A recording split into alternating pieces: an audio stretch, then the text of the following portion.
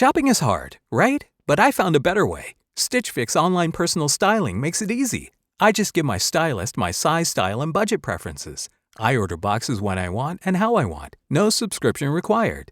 And he sends just for me pieces, plus outfit recommendations and styling tips. I keep what works and send back the rest. It's so easy. Make style easy. Get started today at stitchfix.com/Spotify. That's stitchfix.com/Spotify. Are you a forward thinker? Then you need an HR and finance platform that thinks like you do. Workday is the AI platform that helps propel your organization, your workforce, and your industry into the future. Workday, moving business forever forward.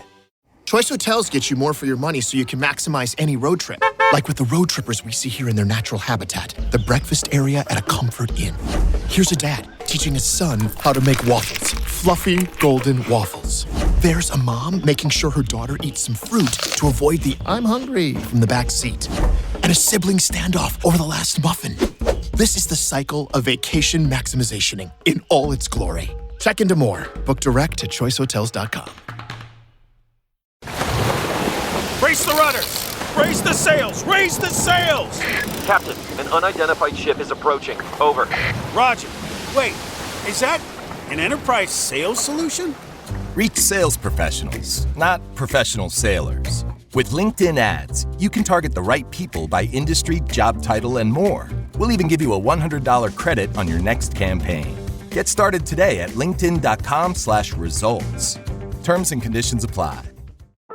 Make your next move with American Express Business Platinum.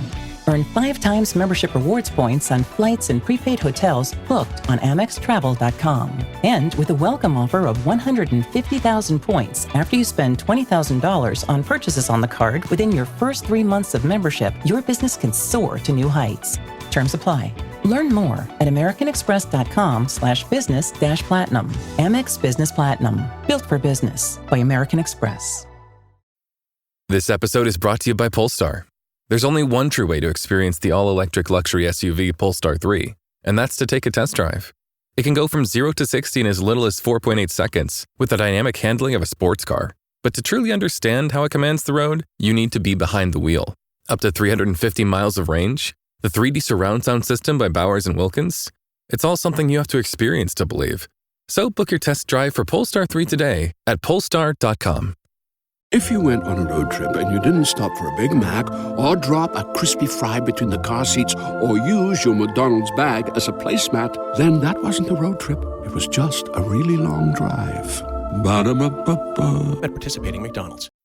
Hey business owners, we know you know the importance of maximizing every dollar. With the Delta SkyMiles Reserve Business American Express card, you can make your expenses work just as hard as you. From afternoon coffee runs to stocking office supplies and even team dinners, you can earn miles on all your business expenses. Plus, you can earn 110,000 bonus miles for a limited time through July 16th. The Delta SkyMiles Reserve Business Card. If you travel, you know. Minimum spending requirements and terms apply. Offer ends 7/16/25. Welcome to the HCI family of podcasts. We're your source for personal, professional, and organizational growth and development. We share our own original research, explore industry trends, and interview executives and thought leaders from across the globe. Join us for practitioner-oriented content around all things leadership, HR, talent management, organizational development, and change management. Maximize your personal and organizational potential with the HCI family of podcasts. Shirley Engelmeier, welcome to the conversation today. Thanks so much for having me, John. I really appreciate it. It is a real pleasure to be with you. It was really fun talking with you in the pre-conversation. We had so much fun. None of that is actually being captured in our podcast conversation, which is a bit of a shame, but we're going to have a really fun conversation here as we move forward as well. Where are you joining me from today? Well, my home office is in Minneapolis, but in Minnesota, we have 10,000 lakes on our license plate, but 13,000. So I'm 53 miles west at the lake. Nice. Very good. Yeah, I'm south of Salt Lake City here in Utah right now, and we have very nice weather as well as we're kind of transitioning from summer into fall. And this is one of my favorite times of the year here. Today, we're going to be talking about a really, really important topic. It is also one of those topics that can sometimes get your blood boiling or set your hair on fire, as we were talking about in the pre-interview. We're going to be talking about building inclusive cultures to drive business success and some of the challenges around that, especially in this current sociocultural environment.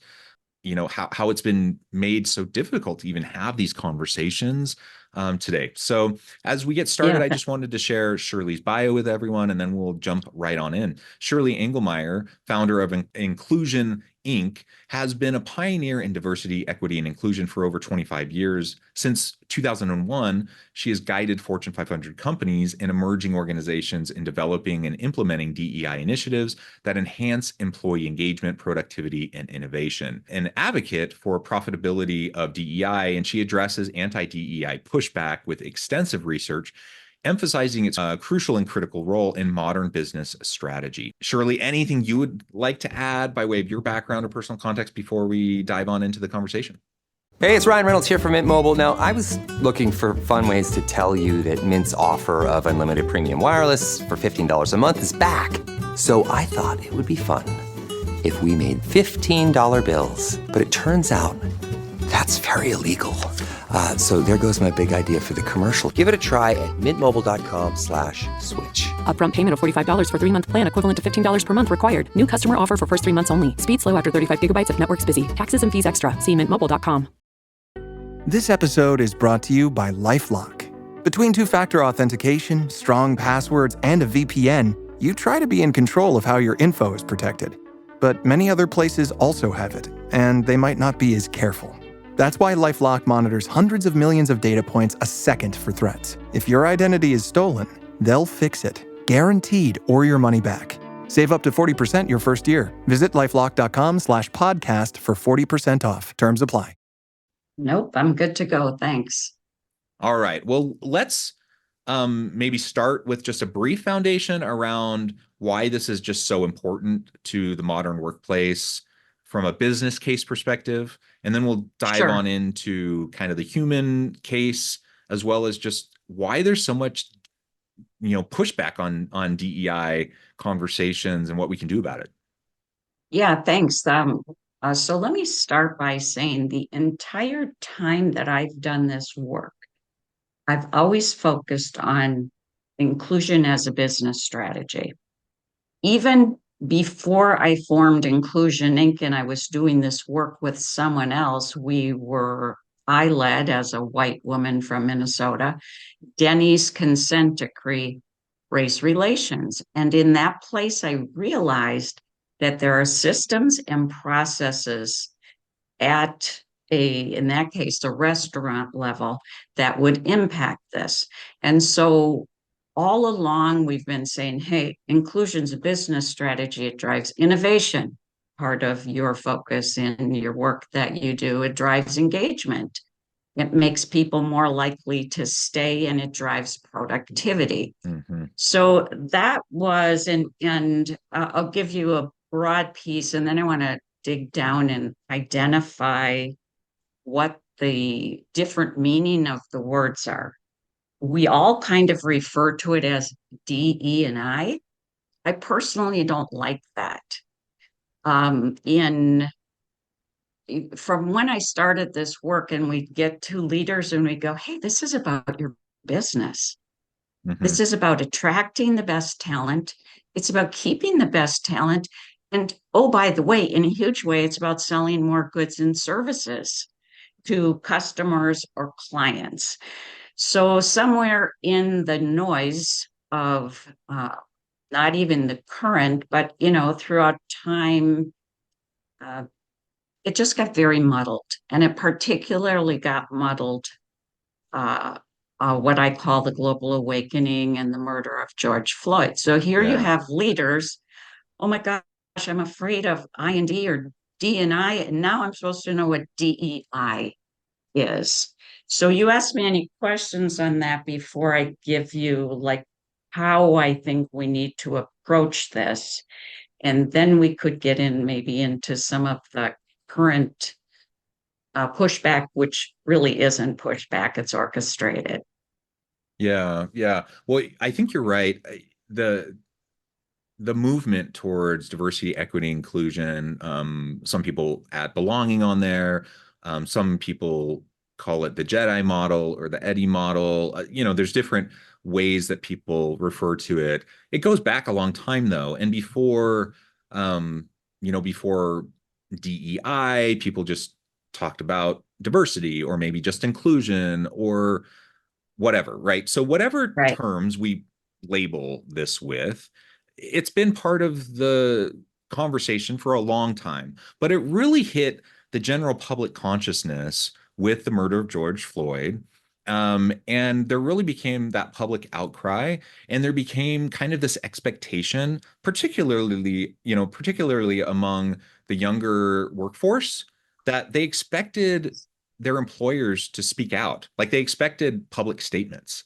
And so all of Yes. a sudden, if a company didn't have like that chief diversity officer, or if they didn't have some sort of public facing person or at least a statement to respond, they took like a real public PR hit in Right. in the marketplace, right? And so all of a sudden, if they didn't have something, everyone started putting something out there, right?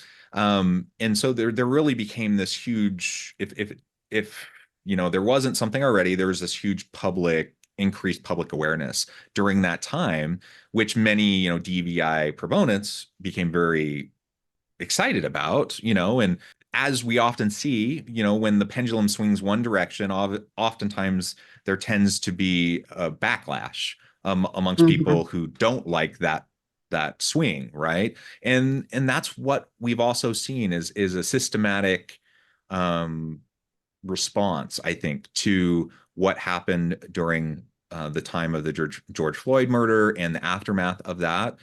So I think that really gets us into this anti-DEI pushback, the systematic approach that we've now been seeing in the last couple of years in places like Florida, Texas, Utah, and in other parts of the country. Yeah, let's get into it. What are you Yeah. seeing? So I'm going to frame up the definitions because I think it's important to have a basis for what they mean. And when we talk about this, I think I personally have facilitated to over 22,000 leaders since that time of murder of George Floyd. It really helped leaders get it when we said, look, you have to start with a culture of inclusion. Let's start with the I. Everybody knows what it feels like to be excluded. Yeah. So you go, oh, and why are you doing that? You're not doing that because you're trying to be nice to John or Shirley. You're doing it because you don't know what great innovation ideas you're going to have. So we start with the I. We actually put it in a little equation. We add the dimensions of difference that there are. Yes, it's race, ethnicity. Yes, it's sex. It's how you think. It's where you live. That goes on and on. And the one thing that I always say about the D is we're going to have unconscious bias about it. Mm-hmm. So if we breathe, which we both are, we have bias. Okay. Yeah. And if you do those two things, equity will be the result. That helps us not have to have an academic discussion on equity because leaders just want to get stuff done. And the feeling of being in a culture of inclusion and recognizing that people do have differences is belonging. So I just want to use that as a frame. It's important to lift that up as we start to get into what the heck is happening now. And I'll tell you my own. I really suffered the illusion, John, that finally companies get it.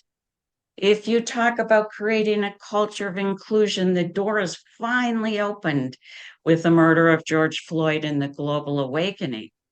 And then I remember in 2022, it smacked me upside the head when in Florida, within 30 days, Mm-hmm. they passed two bills. They were Yeah. dubbed, don't say gay and anti woke. And Mm-hmm. I kind of scratched my head and said, well, how did that happen? And then fast forward to, some clients were saying, well, what's the impact of the SCOTUS ruling? I said, we haven't really seen it. Then fast forward to, I remember the date exactly, January 24th of this year. And I opened up an article as I do my scanning. And Nicholas Confessori, New York Times reporter, had done a Freedom of Information Act trying to get back to how did these things happen? Now, his focus is specifically on the Claremont Institute. The players are much bigger than that, which I'll get back to. His was the Claremont Institute.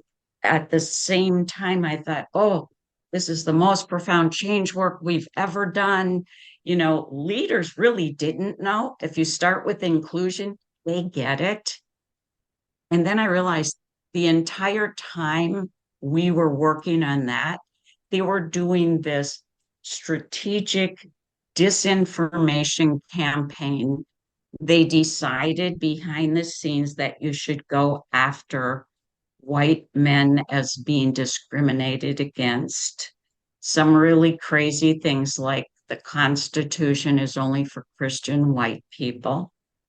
And then you wind up with, oh my gosh, that started the same time. Then you wind up with legislation in Florida, Texas, Utah, where you are, because the Claremont Institute said, here's the legislation, just go implement it. So the first point I want to make to people is this is not real. It's fabricated. It's the function of a very well-financed strategic campaign from what I would call a fringe group of people trying to, pass their way of thinking. I believe I kindly call them ideologues and ideology. And in fact, that Nick Confessori article, it pretty much lit my hair on fire. And I go, oh my gosh, I have to write a white paper on this. And I kept researching and researching. And then I go, I have to write a book on this. I have to lift this up so that I can show what's the source of it, how it's ill-defined, which we can explore, because it's not defined the way I defined it. Yeah. It's like fabrication of things to make everybody afraid and for corporations and universities to cower in the face of this. I get pretty lit up about this. Yeah, let's talk about how they're doing this, setting up the conditions for people to cower. I like how you just said that. It's really fear-based, right? So let me start with what I think is the most astounding things, and I'll try to mention different groups as I go, as I lift it up. It's the highly affluent, already achieved their position in life, high influence, mostly uber wealthy white men who are the drivers behind almost all of this. Mm-hmm. I think there are some premises. So the first thing is, look, do I think white men have been discriminated against? Sure. But that's not what the overall data pattern is. If you look at McKinsey and Lean In, and they've been doing this since 2014, there hasn't been a change in this very first rung of the ladder. And this is important, I think, for us to align on. It's not the glass ceiling for women and people of color. It's the first rung of the ladder. I don't think people wake up in the morning and go, I think I'm going to promote more white men than I am. But yet they get promoted at the very, very first rung by an 8% higher than white women and women of color. So if we look at what's their fear, gosh, I have had so many sleepless nights about trying to understand when you're operating from that level of wealth position, what your problem is that you're going after this. The players are everything from Claremont, which I think you've experienced there at the university in Utah. And why wouldn't somebody want to just take legislation and put it in? It's also, when I was finishing the book, it's the Heritage Foundation's Project 2025. 4 of their 6 core tenets are anti-DEI. They're obsessed with gender identity. They're obsessed with the term white privilege, which typically we don't use in what we do. We talk about how this is a driver for your business, and within an university setting, how you're going to get the best students and prepare them for what really lies out there. You have Stephen Miller, who started a 501c3, don't ask me how that happened, to go after any program that looked like it was excluding white men. Now, we know that this is not about, let me just put this out there loud and clear. This is not about hiring unqualified people. It's not about promoting unqualified people. It's simply saying the pool of talent that's out there right now doesn't only look like my husband, who's white man, and my 2 sons that are white men. You just can't achieve the goals that you need to. And also, you don't look at somebody like me and say, how do you sell, when I was at Frito-Lay, how do you sell chips to Latinos or Latinx? Don't ask me. Don't ask me on Gen X. The part that's the most heinous is the level of disinformation. So I feel like I'm playing a game of whack-a-mole. Every week, it seems that there's some new thing. Remember CRT? That was all led by Christopher Rufo. He's out of the Manhattan Institute. Oh, guess what? That went its way. So now he's an anti-DEI guy. A 35-year-old man whose last name is Starbuck, not to be confused with coffee, has gone after Tractor Supply, John Deere, Harley, Jack Daniels. And just, I have this in front of me and I want to read it just so I really am not making this up. How he positioned DEI to, however you do this to create fear, is that Harley Davidson money has promoted sex change procedures on children, anti-racism efforts against whiteness, and efforts against Christian privilege. If that's really what it stood for, I too might be upset. Yeah. Except that is the level of disinformation or no information. For the research I did for the book and continue to do, I have never once found a definition of woke, but it's anti-woke. And that seems to cause the crazy response. So my mission with my new book that I came out with, you know, I shared this with you ahead of time. This is a scary cover. And we want it to be a scary cover. For those of you listening, it's black with really, you know, letters that really pop out. It's, you know, unraveling the anti-DEI ideology. Wait, stop, time out, enough. And getting back to why DEI matters. I think a book like this is super necessary at this point in time. Getting past ideologies is super important. Like as a university professor, and universities are often under attack for, you know, indoctrinating the younger generations is kind of an attack or an argument that often gets made, or that I hear here in Utah, for example. That couldn't be farther from the truth. Like I'm all against ideologies. Like across the board, I am not a fan of ideologies. I want people to be critical thinkers. I want students to be critical thinkers. I want to prepare critical thinkers to go into the world and to challenge ideas and to, you know, to push back on structures and systems, and, you know, to not just take what people say at face value, but to really challenge it, right?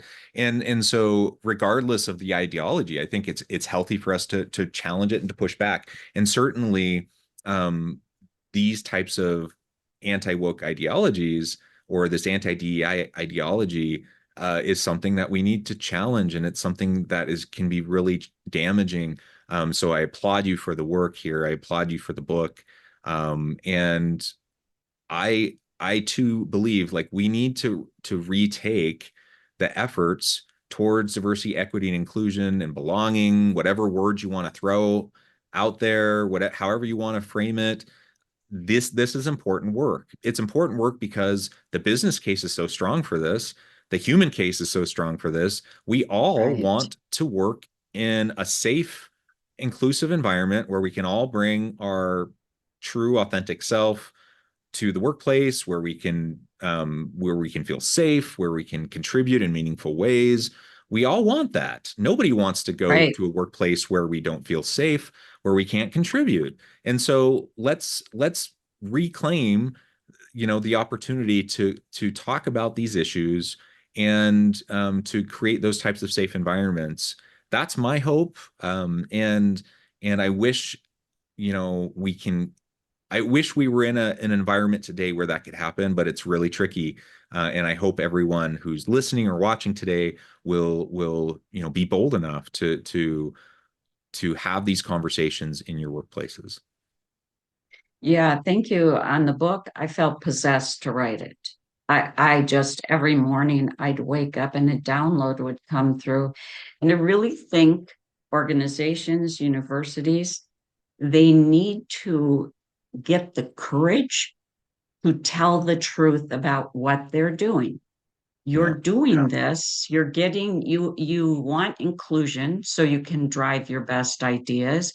You're getting a group of people to work there and promote within your organization because, hello, those that have the most diverse executive teams, and I'm on the D, outperform their peers by 39%, McKinsey. So we're, as in the work that we're doing now, we're encouraging companies, please do not cower. Say you're going to sell all the growth in the US is from multi-ethnic, multiracial people. 30% of the growth by 2026. They all want a piece of that. But yet there's something about the fringe attack that they fold. They fold even before they're maybe even attacked. And that happened, I think, with Jack Daniels or the last one that came through. So it's very heavy lifting, and it's going to negatively impact business. It's going to negatively impact people wanting to contribute. It's huge. Yeah. Like you said, do not cower. Let's be bold. Let's be brave, courageous. It's important. We got to carry it forward. We got, in my case, I want to be an ally. I want to be courageous. Use the privilege that I do have in support of others who may not have that same privilege. I appreciate it, Shirley. Thank you so much. I note the time. We've been having a super fun conversation. I need to let you go and get on with your busy day. Before we wrap things up, I just wanted to give you a chance to share with the audience how they can connect with you, find out more about your work, where they can find your book, and then give us a final word on the topic for today. Yeah. So you can find us at inclusioninc.com. Love to share with you the approaches that we're using in general that make sense to business. We also started a stopantidei.com, which takes you back to our website. And the book is available in ebook only on Amazon for $8.99. My big thing to people is this is not an organic pushback. It is a highly orchestrated, well-funded result of ideology that's trying to shape the narrative to close these programs down. So thank you so much, John. Thank you. Thank you for taking the time. I encourage my audience to reach out, get connected, find out more about what Shirley can do for you. Check out the book. And as always, I hope everyone can stay healthy and safe, that you can find meaning and purpose at work each and every day. And I hope you all have a great week.